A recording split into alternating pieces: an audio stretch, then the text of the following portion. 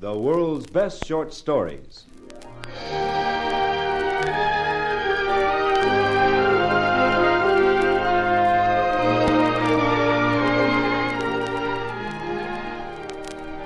The World's Best Short Stories presents a transcribed radio adaptation of Susan Glaspell's A Jury of Her Peers.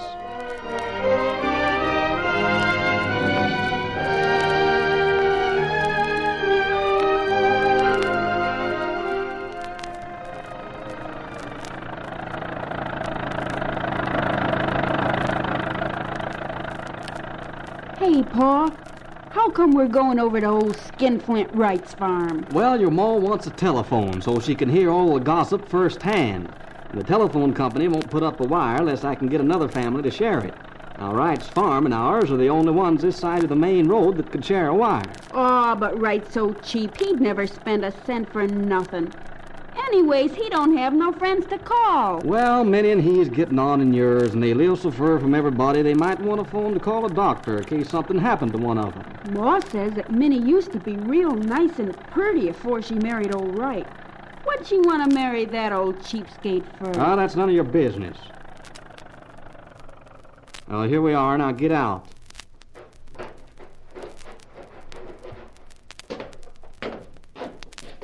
Well, what are you waiting for? Go ahead and knock.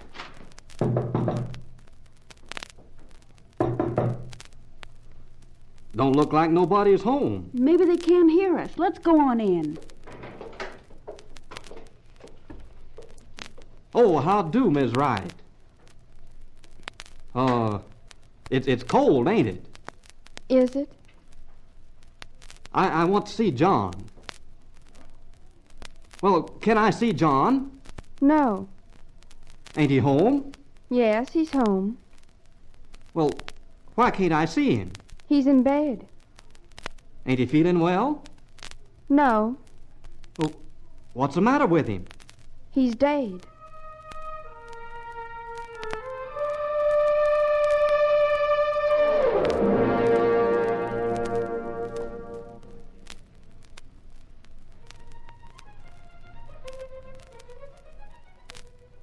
So that's how you found out, eh, Hale? Yes, sure. She was a-setting right over there in that rocker, just as calm as could be. Then what'd you do? Well, I went up the stairs and found John in bed, just like she said, with a rope around his neck.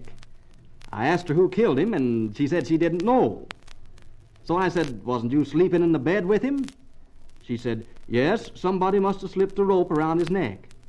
And I says, you mean to tell me somebody slipped a rope around his neck and you didn't wake up? She said, no, I didn't wake up. She must be a mighty sound sleeper. So I brought her over here to the jail and went home. Then my wife and I come back here like you said. I wanted Mrs. Hale to help my wife find some of Minnie's things and bring them to her here in the jail. You and me, Hale, we gotta find that motive for Minnie killing her husband. Without a motive, a jury in these parts goes easy on a woman, even if the murder's as plain as the nose on your face. But Minnie said she didn't kill John Wright. Now, Mrs. Hale, you don't really believe that, do you? Oh, I don't know. Oh, of course she killed him. No one else could have. But we gotta find that motive. Otherwise, she might just as well not have killed him. You knowed Minnie right well, didn't you? I used to. She was one of the prettiest girls in town before she was married. One of the nicest, too. We was real good friends. But I ain't seen her now for over a year. Well, how come, if you was such good friends? It was awful lonesome in that house. And the last time I came to call, it was late in the afternoon, and Minnie...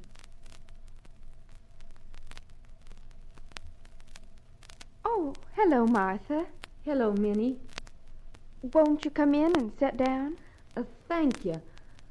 How's John? Fine, And how's things on the farm? fine. Minnie, what's the matter with you? Don't you ever come to church meetings? All the ladies ask about you. John don't like to go out. Well, you could come yourself. John don't like me to go out either. Minnie Wright, I'm ashamed of you. Why do you let that man get away with everything he does? Why don't you just put your foot down? You used to be the most popular girl in town. Do you remember the church social when you wore your new pink dress? I'll never forget you. None of the men would let you alone. Yes, I remember. That was a long time ago. Well, why don't you make yourself a new dress and come down to town? It'd do you good. Oh, no, I couldn't. We're starting a new church choir, and the lady's been wondering if you wouldn't like to be in it. I don't sing anymore. You let that beautiful voice go to waste? Why, Minnie, right. You sang for the governor when you was a girl. Don't you even sing around the house? No, John doesn't like me singing. He says it gives him a headache. Oh, that man. But, Minnie, John ain't home now. Sing for me a little. I always loved your voice. Oh, I can't. I ain't sung for so long. I wouldn't know how. Sure you would. That's something you can't forget.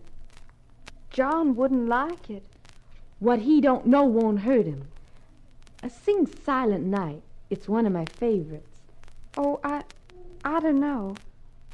Well, all right.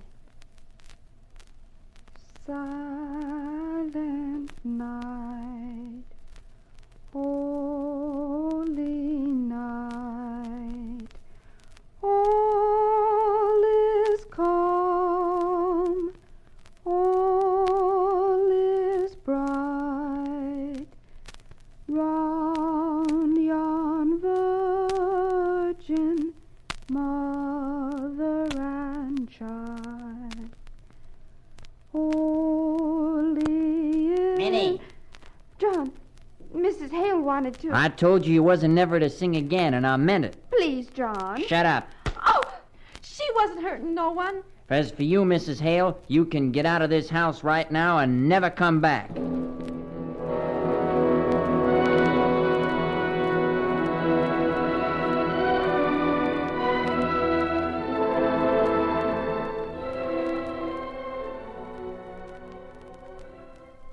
And since that time, I've never gone back. Though I knowed I should have. Poor Minnie, with that dreadful man. Now, Mrs. Hale, you're not a-wasting your sympathy on a murderer. She was probably at the fault of it all. Come on, Hale. We'll go upstairs in the bedroom and find a motive. Let the women folk get the house straightened up. All right, Sheriff. Let's go into the kitchen, Mrs. Peters, and see if we can't find some of Minnie's things. Very well, Mrs. Hale, but I never saw such an unkempt house in my life. Well, look at the state of this kitchen. Dishes all over. Why, some women just don't care what their houses look like. I reckon she didn't figure on having any guests today. And look at this cupboard. Strawberry preserves all over the shelves. I guess when it turned so cold today, the jar's busted. Poor Minnie. When she hears about her preserves, she'll be right sick. I guess before my husband's through with her, she may have something more serious than preserves to worry about. Maybe she had a good reason for killing John. That is, if she did kill him, I mean. It don't matter.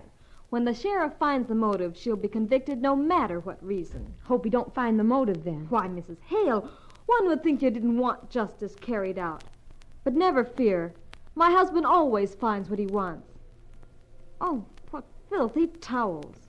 If my kitchen towels were half as dirty, I swear Mr. Peters would never speak to me. Mr. Peters don't work in the fields. Your hands get mighty dirty when you're farming. Still, Minnie was always a neat woman. From the looks of this kitchen, she must have changed an awful lot in the last year. This room is anything but neat. She was probably upset finding John dead this morning. Yeah, and finding she had killed him. That's unfair, Mrs. Peters. They ain't proved she killed him. Well, if she didn't kill him, how come she didn't wake up when the rope was put around his neck? Oh, I don't know.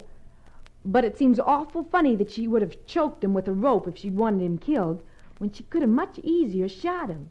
John always kept a gun around the house. Mrs. Hale, look at this patchwork quilt. My, it's beautiful. Well, at least she sews evenly. These are real nice stitches. Oh, here's a square she didn't put on yet. Say, these stitches are so uneven, you'd never know the same woman done 'em. Let me see. Well, I declare. I wonder why this square is so uneven. Wonder what she was so nervous about. Well, sometimes when I'm a little out of sorts, my stitches look like this. I think I'll just redo it for her. Here's a needle and thread on the table, and I'll just start it right now. Look at this, a bird cage. A bird cage? Why, Minnie didn't have a bird when I was here last.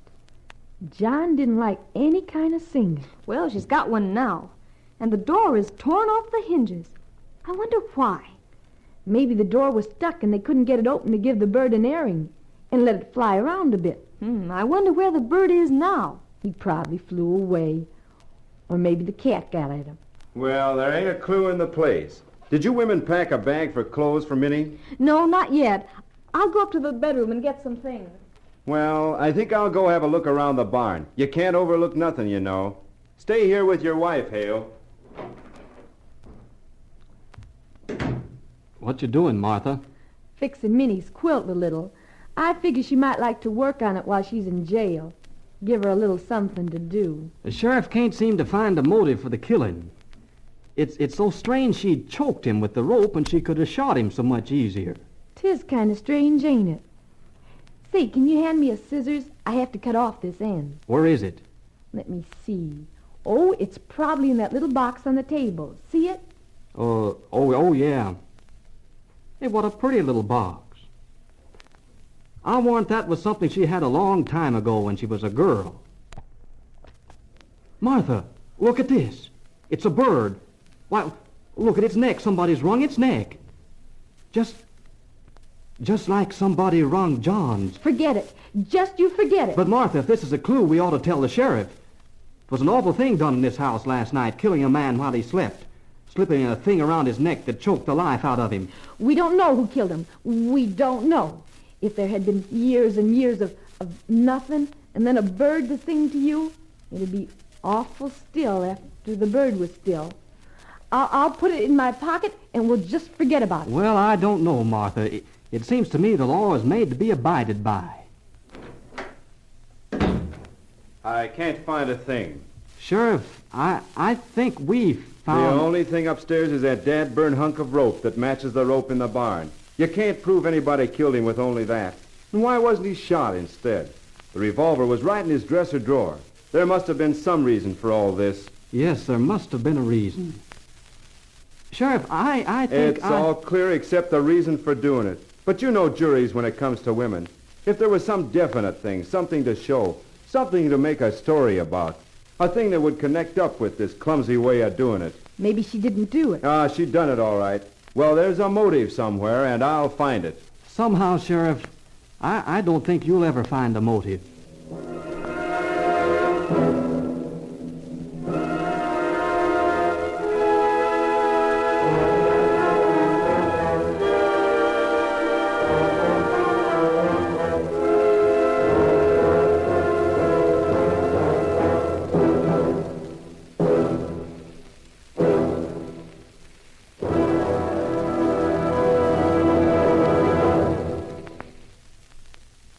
The World's Best Short Stories has just presented a radio adaptation of Susan Glaspell's A Jury of Her Peers. Mr. and Mrs. Hale were portrayed by Robert Cornett and Helene Iglowitz. The supporting cast included Ginger Erickson, Rosaline Biasen, Ray Weiss, and Muriel Brewster. Adaptation by Beverly Janoff. This is Rex Gillette speaking.